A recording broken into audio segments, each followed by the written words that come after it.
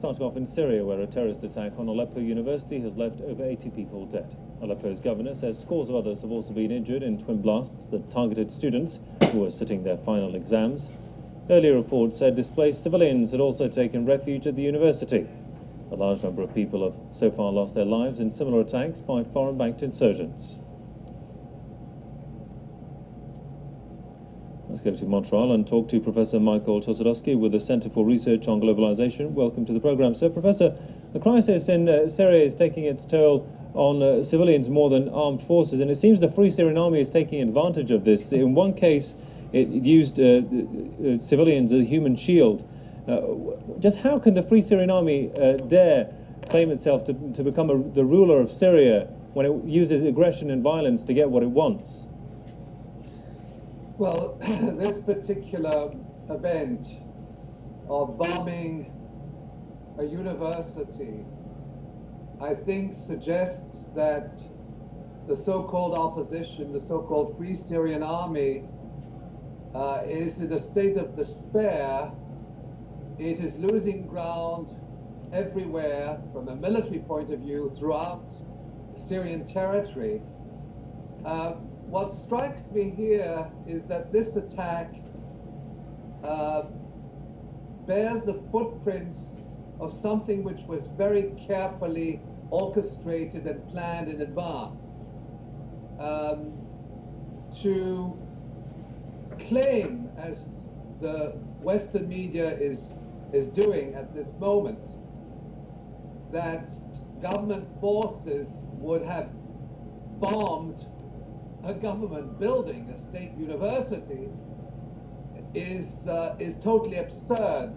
They're not actually making that statement, but they are insinuating and accusing the government in various contradictory news reports, but they are not acknowledging what is verifiable, is that this attack was a terrorist attack directed against a state institution, killing civilians in an area which was actually under government control. Indeed. And in effect, it is being initiated by the foreign powers, NATO, with exception of Ireland. These are members of the North Atlantic Treaty Organization.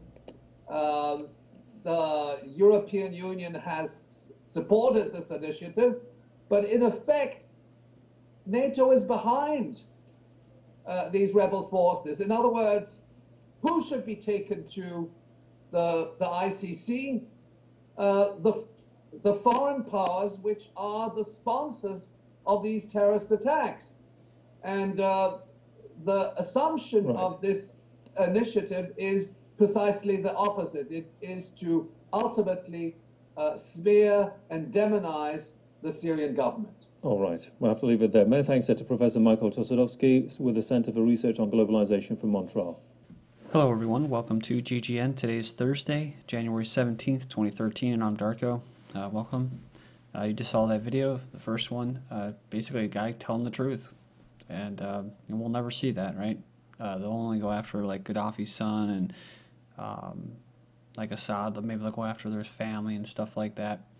But they won't see the foreign powers that are actually backing these terror death squads, as Webster sharply puts them, NATO death squads.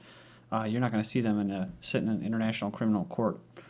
But it says here, suicide car bomb kills 24 in northwest Syria. So like that individual said in the beginning of that video, these recent attacks in Syria, these bombings, suicide bombers, or whatever they want to call them, it does have the trademarks of a more highly advanced intelligence operation, like they did in Lebanon with the leaders and stuff like that. Also, they've done it before in Syria. The most notorious was when they took out one of their most high generals in the Syrian army in that. So definitely, they're getting help from either Mossad, CIA, or British intelligence. But here goes another one. Suicide car bomb attacks were detonated within minutes of each other, and Idlib province in northwest Syria today, killing at least 24 people and wounding an estimated 30 others. The rebels say the bombings were aimed at the government buildings and that the majority of deaths were security forces, but this has been impossible to confirm at this point. Like we said, why would they blow up their own people? It doesn't make any sense. But this city, Idlib, is very important and strategic for the terrorists. They say near the Turkish border, this province is strategically valuable for the rebel terrorists because it would provide them with border crossings through which to ferry fighters and weapons into the country. So it says the province has been heavily contested in recent months. And we already know that Turkey is aiding and abetting these terrorists, including skyjacking and kidnapping on their list of crimes. But, like I said, you're not going to see them in court. And then we have Aleppo residents concerned about the growing Free Syrian Army violence. There's fears growing among the Syrian public in the northern city of Aleppo as the so-called Free Syrian Army militants display growing violence against civilians. So it says here, according to the BBC correspondent, indicates that Free Syrian Army militants are actively involved in theft, looting, and kidnapping for ransom. Quote, "We used to live like kings," a BBC reporter quoted one man, a Syrian, standing hungry and frustrated in a long queue or line outside a local bakery is saying. That's what a lot of them are saying. They used to have a good life. But here we go. 106 dead in new Syria massacre. Burned bodies point to pro-Assad militia. So forces loyal to Assad appears to have carried out another massacre. No, they didn't. They're just twisting the story. Killing 106 people in Homs this week. So it says that Assad's forces punished civilians for allowing the rebels to enter the area. Which is untrue because I've actually seen quotes of civilian citizens in Syria that are not for the rebels or foreign intervention, not necessarily all for Assad, but not necessarily what's not really for supporting these foreign invasion of mercenaries. And they say that, they don't mind if they hear explosions and shit get blown up. I mean, I know that they prefer not to have it, but if it means getting these rebel rats out of their area so that they can go about their business, go to work and leisure and stuff like that, and conduct commerce in the streets, then they openly welcome it.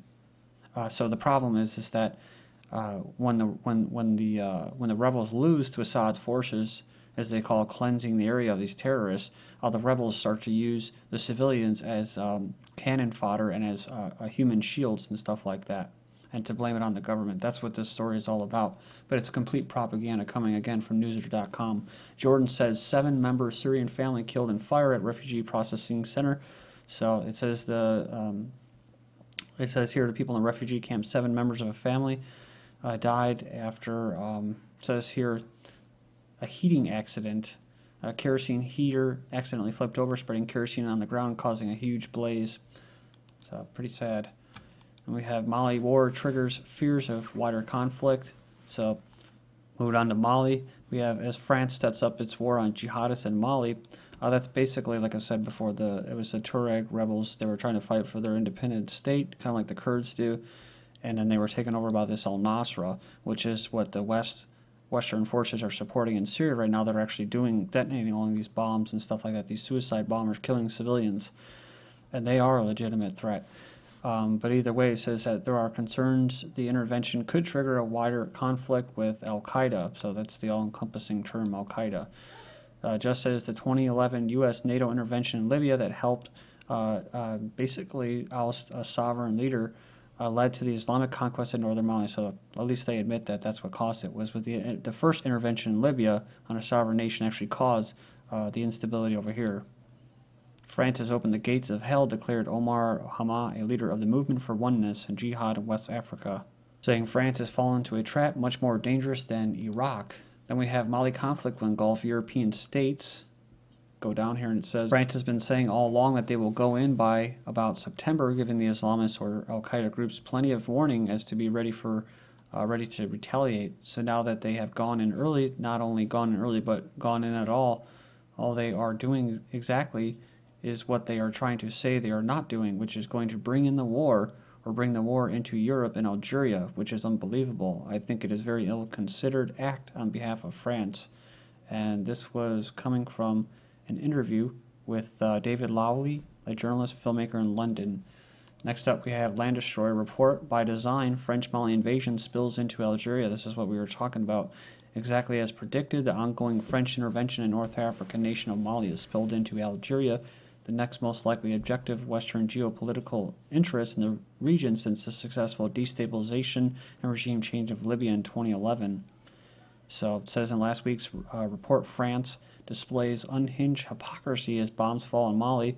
It was stated specifically that as far back as August of 2011, Mr. Rydell of the Brookings Institute wrote Algeria will be next to fall, where the gleefully predicted success in Libya would embolden radical elements in Algeria, in particular this Al-Qaeda, between extremist violence and the prospect of French airstrikes. They hope to see the fall of the Algerian government. Ironically, he noted that Algeria's experience or express particular concern that the unrest in Libya could lead to the development of a major safe haven and sanctuary for Al-Qaeda and other extremists and jihadis. Thanks to NATO, that is exactly what Libya has become, a Western-sponsored sanctuary for Al-Qaeda.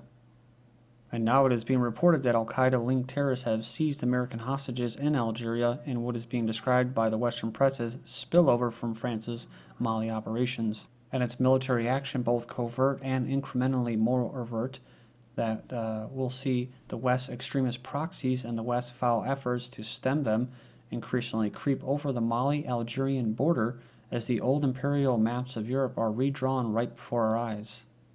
Talking about the French Empire at its height right before the World Wars, the regions are now Libya, Algeria, Mali, and Ivory Coast all face reconquest by the French and Anglo-Americans, with French troops literally occupying the region and playing a pivotal role in installing the Western-friendly client regimes. Also notice, too, you go up here, and that says that Syria was also a French holding, now under attack by U.S., British, French-funded armed-backed terrorists. It says here the same terrorists allegedly being fought in Mali and now Algeria. Algeria launched this ruthless attack to free foreign hostages, so kind of an odd story. They basically went in there and started blasting.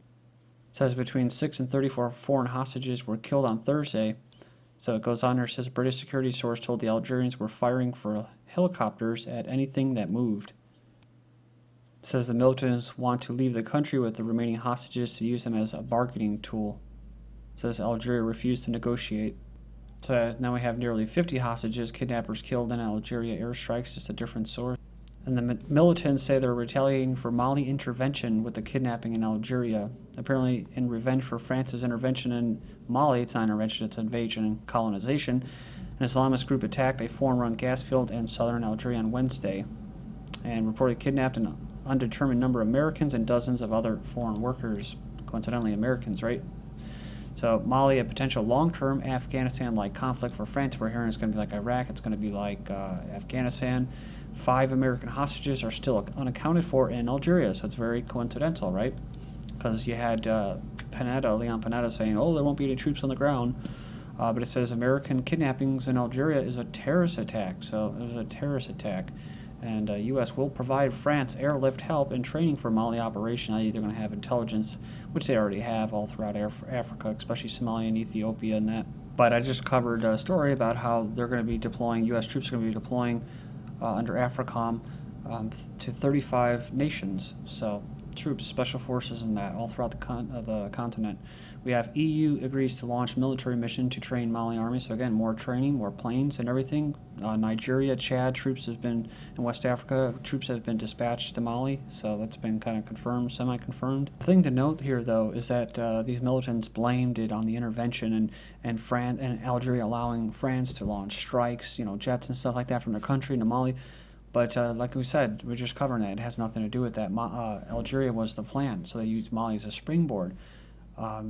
Same thing going on right now with Syria and that for other countries, for other parts of that area to dominate. Such as Somalia, this is kind of going under the radar right now. U.S. to recognize Somali government opening door to new aid. Thursday they'll recognize the new Somali government in Mogadishu. This comes as 5 children have been killed, murdered, as African Union peacekeepers mistakenly opened fire on school in Somalia. They said that there was actually militants that attacked that area earlier, but other residents claimed there was no gun battles between the troops and rebels. They said the AU forces opened fire indiscriminately on our homes. Somali fighters execute this French agent that's all over the news. Tit for tat, Westerners aren't used to that, say in the comment boards, and I'm sure he had plenty of blood on his hands. The truth is, Al-Shabaab is defending their land from invaders in their own land and their own opinion, And we'll finish off with this, and we'll return in part 2 with Pakistan news. This is GGN on Darko. Thank you.